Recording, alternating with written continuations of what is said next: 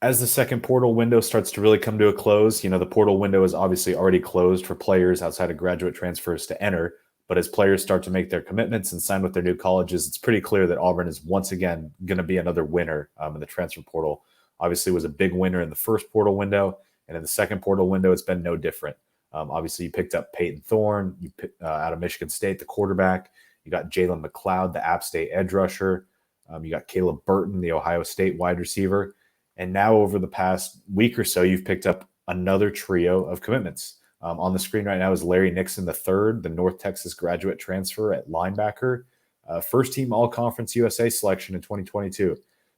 Second in the team in tackles with over 100, close to 250 tackles in his career.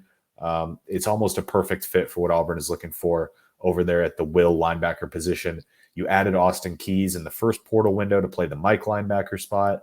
You added Demario Tolan as that young guy at the will linebacker spot, but now you add Larry Nixon to bridge the gap a little bit there at that position. So you add him on Tuesday. You also added his teammate, Jair Shorter, out of North Texas, the wide receiver, on Tuesday as well. Jair Shorter was one of college football's statistically best deep threats in 2022, averaging over 27 yards per catch on what was a shaky North Texas offense at times, especially at the quarterback position. But when he got the ball in his hands, he was pretty electric with that. 27 yards per catch, and he had 11 touchdowns on just 23 total receptions. He had 55 targets last year. He only had 5 drops, so there was just a little bit of quarterback inconsistency there. He's dealt with a pair of season-ending injuries over the course of his career. Him and Nixon both come in as graduate transfers, so there's not a lot of risk in taking that commitment. Auburn picks them up for 1 year. If it works out, great. You get a good quality year out of a transfer. If it doesn't, you're only tied to that scholarship for a year. But Auburn feels pretty good about the additions that it's getting there. And Jair Shorter could be a potentially pretty big deep threat for Auburn. And since the last time we kind of left off as well, picked up Jaden Muskrat, the former Tulsa offensive lineman, played right tackle at Tulsa. He'll be Auburn's emergency right tackle if something were to happen to Gunnar Britton, or, if Dylan Wade went down and Gunnar Britton shifted to the left side, whatever it may be. But he projects more so as an interior guy at Auburn.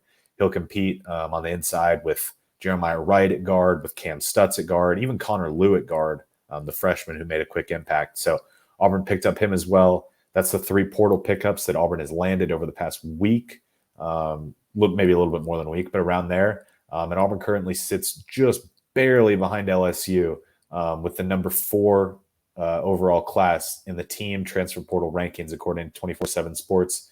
Could be some more good news on the way. Shane Hooks, the former Jackson State wide receiver, is a big target for Auburn, and things seem to be trending in a pretty good spot there.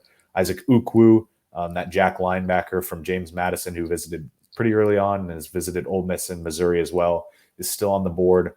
Still some guys out there that Auburn's pursuing. So Auburn projects to at least finish with the top 5 class in the transfer portal team rankings. But Auburn has obviously been they've been a big winner in the transfer portal. And Hugh Freeze and the staff have really boosted this roster going into the 2023 season.